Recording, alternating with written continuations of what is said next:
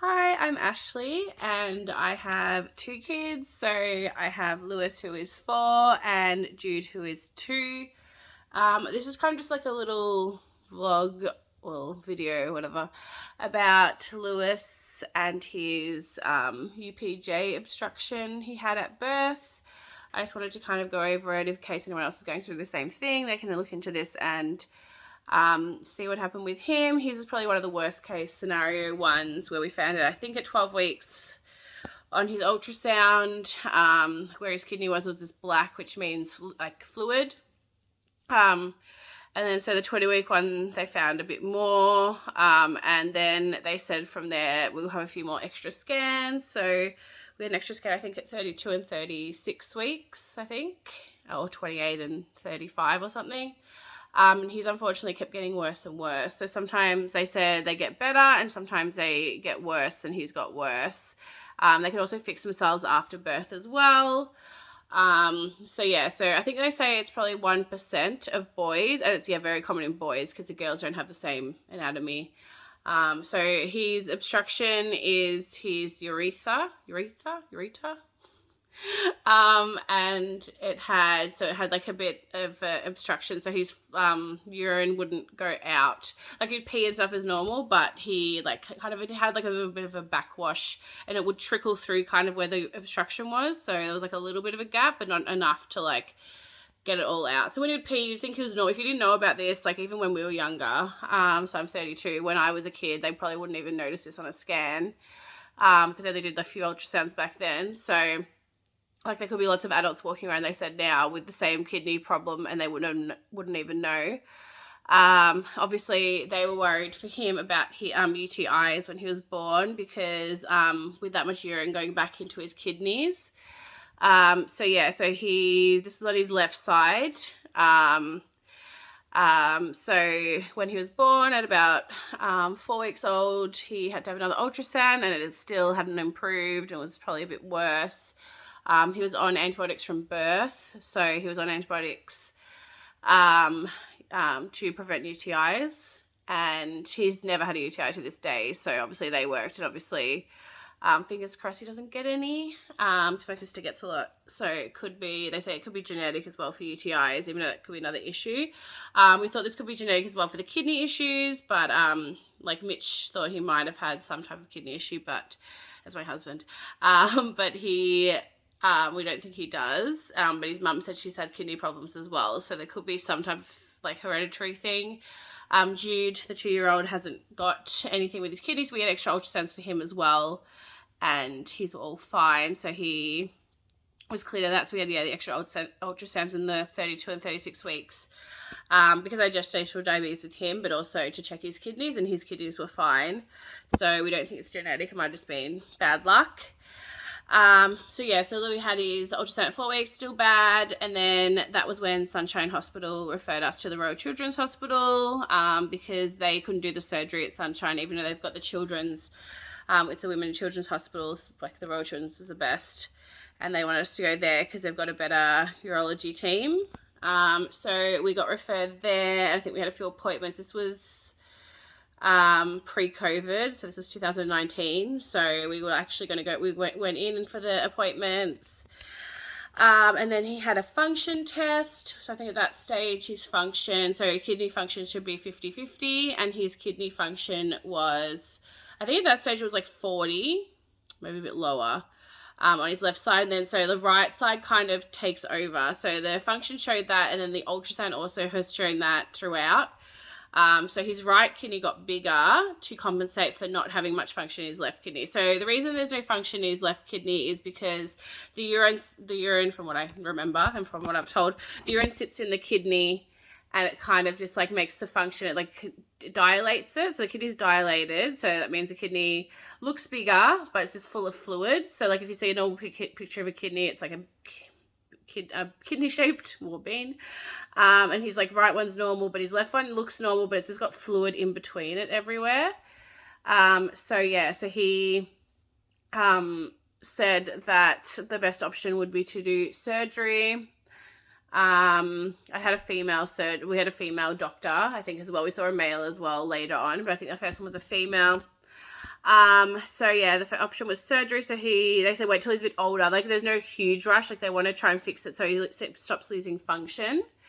But there was like wanted to wait till 6 months just so he was a bit bigger and stuff. But because he was still so small, they had to go through his back.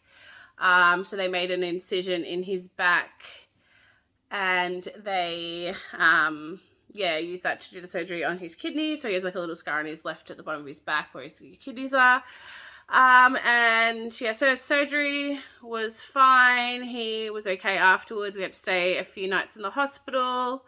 And then they had to redo the ultrasound as well. And because obviously he's not potty trained or toilet trained yet, it was kind of consistent with like when he had to pee and stuff, and they had to check his bladder and his kidneys again. And they before that they had to put a stent in. So they leave a stent in for 6 weeks after the surgery. Just to kind of, I don't actually remember why they did that, but yeah. So then we had to have, 6 weeks later, we had to have a day procedure to get the stent out. So this came out through his penis. So that came out through there. So he had a surgery on that. 6 weeks later, it was just day surgery. So it was like an hour or two the operation was probably shorter, but like by the time they got it and stuff. So we went home the same day for that. And then, they did another functions test, I think, and another ultrasound, and they realized that the surgery didn't work, or it did work at the time, but then the scar tissue's like closed over again. So where they've cut, so what they had to do, they cut the ureter in half, like they cut the obstruction out and then sewed it back together. And they've realized where, they've sewn it back together, might have scarred. So it hadn't worked. So it's still, obstructed. So so then they thought, okay, well, we'll put the stent back in, because if the stent's helping, then that means that the stent's kind of opening it up, I think. So once I took the stent out, it was a few months later, it was like a fair bit, like I think he was 1 by then, until they realized this. So when they put the stent back in, I think it was just after he turned 1, and they had to do that. So they had to have a surgery to put it in. And then they saw 6 weeks later how it was, and they said, okay, it's helping. So they think the stent was helping. So that means with it wider, that it was actually helping, because they said to us, if we put the stent in, it doesn't help, then even doing surgery won't help. And I said, well, I don't want to put him through surgery if he doesn't need it, just under the general anesthetic and stuff. If he doesn't need it, I don't want it. So as long as like that was helping the actual urine flow from the kidney down the ureter, that I said, if that's fine, we can do that. So then they took the stent out during his operation, and because he was a bit older this time, I think he might have been like 15, 16 months, because I was pregnant with Jude at the time he had this surgery, because I had to stay in the hospital with him pregnant, but I was like quite early on. I was only like 8, 9, 10 weeks. So yeah, it must have been like middle of 2020. It was COVID lockdown, so we had the surgery, but I was only allowed in by myself. My husband couldn't come in at all, because only one parent time. I think we swapped over at one point because I was exhausted. So I think he stayed with him for like one whole day, and I went home and relaxed and stuff. And then I stayed with him that night. I think it was only one night in the hospital, but like most of the next day. He had that second surgery. So they took the stent out, and then they went through his belly button that time because it was a bit bigger. So it was this keyhole through his belly button. And then same thing again, I had another stent in for the 6 weeks, and then that one got taken out. I was not happy. So I was a bit further along in my pregnancy then, 6 weeks later. So it was around, 15, 16, 17 weeks. And they're like, oh yeah, surgery will be like 45 minutes and we'll call you or whatever. And I was like freaking out because it'd been like 2 hours. I hadn't heard anything. Even though I should have thought the surgery before was like long, because they we went in properly, got everything, like we make sure, like, and it was like 4 hours. And he's like, the surgeon said to us, if you don't hear from us, it's good news. If you hear from us, it's not good. So he's like, it's better if you don't hear from us. So actually, I was trying to remember that when I was in, but I was like at the door because I had changed all the surgery out because of COVID. So I was like waiting by myself at the hospital, pacing, freaking out for the like day surgery one when they were taking the stent out. Because you're like, oh yeah, it's like a 45-minute surgery. And that was, I think, the only one I took him in to put him under general. I usually just let them take him. But this time I went in with him. It was very upsetting, actually. I didn't like that at all. So yeah, I was like at the nurse's door crying. I'm like, I'm pregnant. I'm really upset. Like they said 45 minutes, been 2 hours. I haven't heard anything. And they're like, we'll check for you. So yeah, they went in and he'd just got to recovery when they saw him, and they said, oh, we'll just wait a little bit longer and you can come in. Because yeah, with recovery, I'm not sure exactly. I think it was similar post-COVID and pre-COVID, or during COVID, I mean. That they call you when he's in recovery, and then they usually like call you again when he's woken up. But that's, so he's had 5 surgeries. So I think 2 of them he woke up before we got in there, and the other 3 they're like, oh, he's moving around. He's like, because he's obviously like only a baby. They're like, oh, he's moving around a little bit. Like, come in. Like one of them, I came in, he woke up straight away because he heard my voice, and a few of the other ones, they had to like kind of take him like off. Like they kind of had to like shake him, like not shake him, like he was awake or breathing and stuff, but it's kind of like they're like on oxygen and stuff. It's just because they're waking up from surgery. But like obviously you see a little baby on oxygen, you freak out. But yeah, he was fine after that one. So that was probably, 1.5. He had his last surgery. So he's now 4. So around 2, he had an ultrasound to check and to see if it's improved, and his function has stayed the same. So I think his function is now down to about 20%. I think they did a function test before this as well, but that was like, they said it's pretty much once your kidney function's down, it won't improve. So it will stay at 20%, or it could have dropped between kind of surgeries, but it'll probably stay around 20% forever. Unless like another has like a UTI. UTIs can affect the kidney and make the function go lower. Anything under 12%, they say there's no point of even doing anything, because once your kidney's under 12% function, it's not really doing anything. So he just has to keep having ultrasounds yearly. So he had one at 2, and then because of COVID and because of he's like had a phobia a bit for doctors, I think because of all the hospital stays and stuff, I don't know. So he had we didn't get his other one till he was nearly 4. His next ultrasound, like maybe, I think we got it in December last year. So I think he was nearly, he was 3 in March. I'm sorry, he was 4 in March. So he was like 3 years, 9 months, 10 months when he had his next one. And that showed all good. They were like, oh my God, like they thought his dilation was worse again. But then they realized his like bladder was so full, pushing up on it, because she's like, the ultrasound lady was like, drink water. Because he went in, they're like, oh, like he's been drinking water. She's like, oh, no, like it's not full enough. Drink this until he needs to pee. And like, obviously he's toilet trained now. And then let me know. But then she was in with someone else. So he's like, I need to pee. I need to pee. I need to pee. And I'm like, we quickly went in, but it was so full that time, like that, like it put the reading off. But then he had a pee, and then they redid it. And then, the surgeon called us a week later, and she's like, he's like, it was a lady, but the surgeon was a guy that did it when he first, sorry, I can't even speak. When he did it, it was a guy, the surgeon, but yeah, they have people that work for them in the urology department. So she's like, I'll talk to him about like the findings. And she came back and she's like, oh, well, his bladder was so full, and now that he's toilet trained, it's like a bit of a different reading. She's like, his right kidney's fine. And I said, well, that's the main one I'm worried about, because obviously if anything happens to his right kidney and his left one's only like functioning at 20%, like he pretty much can't survive with one kidney functioning at 20%. So I'm like, all I care now about, I don't care what the left one looks like. They said to me, like, they'd probably, even if it wasn't functioning, they'd probably never remove it. They'd probably just leave it in there unless you got like infections and stuff. They'd probably just leave it. And he's like, they're like, well, everyone can, like, some kids are born with one kidney, like you can survive with one kidney. So like now with the ultrasounds, my main focus is on the right kidney to make sure that's all good still.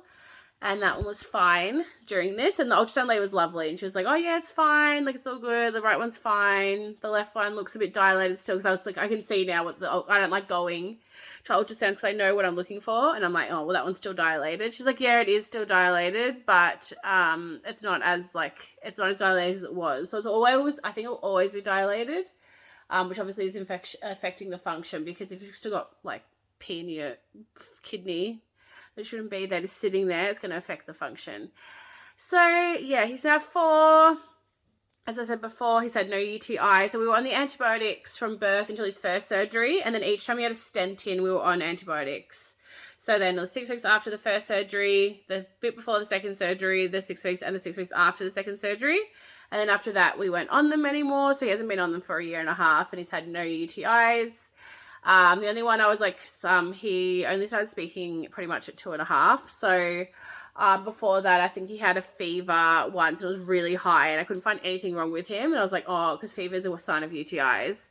He was peeing normal. It's hard to know because he wasn't toilet trained. So when they're not toilet trained, it's obviously hard to know if they have a UTI, unless they're crying in pain and stuff. So he wasn't. So I took him to hospital because I was like, oh, like we need to make sure it's not a UTI. And then they found out it was tonsillitis. So yeah, no UTIs, no complaining of back pain, because that's another thing. They said, watch out. The surgeon's like, call us earlier, get in touch with us earlier if he has UTI symptoms or pain in like his lower back. So he hasn't had either of those. So yeah, that was 5 surgeries altogether, 2 major ones, so 2 like we had to stay in the hospital a few days later, and 2 like longer ones, and the other 3 were stents in or out, so they were only day procedures. So yeah, he's had 5 surgeries and he's only 4, so fingers crossed he doesn't need to have any more for this issue anyway. As I said, he's also he had a delayed language, he had a language delay, so he was delayed in receptive and oh my God, talking, understanding and talking, communication, I guess, altogether was off. And so, yeah, from 18 months, he had 4 words. So he'd say like, go, goal. He didn't even say mom and dad and anything. I think, I don't know, hi, I think, or hey, and yeah. And then, yeah, and then he's grown from there. We started speech at 2. I don't think it has anything to do with the generals. I was like, oh, does it have anything to do with the general anesthetic? And they're like, I don't think so. Like, I've seen some studies saying it could have, but they're like, probably not, because like so many kids have had surgery, not everyone has a speech delay from it. But yeah, he's 4 now and doing much better. He's like, he can talk fine. He's just a little bit delayed still of like the way he says like sentences, and like the way he pronounces words are off sometimes. Like he uses the wrong letter, but it can also be normal in other kids his age. So like there's other kids obviously speak really well. They can speak like 6-7 year olds, and there's other ones, some of our friend group that speak similar to him. So I'm not too worried anymore about his speech. But yeah, kidney will be, I think for now will be a yearly ultrasound. They won't do the function test again at the moment anyway, because like the ultrasound's like the main thing. And I'm not going to let him have any more surgery unless obviously something happens to his right kidney. But I said to my husband, I'm not having him have any surgery on his left kidney until he has a functions test. So I said this, if they said anything this time, I said, well, there's a function test first, because it's below 12%. I'm not going through a whole surgery again for something that's like not going to do anything. Like it's not going to affect, it's not going to improve his function. So yeah, so next ultrasound will be December this year, January, I think. I think they put us in for end of January actually. So next year, 2024. And yeah, we'll see how that one is. And then I'm not sure if we'll go like a bit, like if we'll go 2 yearly, or like only he'll need one when he has like, if he has any symptoms of UTIs or anything, or how that will work going forward for the rest of his life. Because I know that the surgeon was like, oh, this is a bit of a complicated case. I think because I had to redo it. So the idea, like they said, I can't remember the statistics now, but to have to redo it like more than once was like very, very minimal. Like no one, like very, very little people had to do it more than once. And even very little people had to do it more than once at all. So like we've had 2 surgeries, like to get rid of the obstruction.